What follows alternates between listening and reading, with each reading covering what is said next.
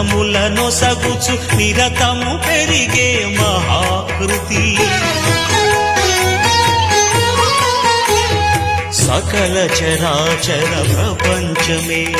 సన్నుతి చేసే విఘ్నపతి నీ గుడిలో చేసే సత్య ప్రమాణం ధర్మదేవతకు నిలుపును ప్రాణం విజయ కారణం విఘ్న నాశనం కాని పాకమున నీ దర్శనం జయ జయ శుభ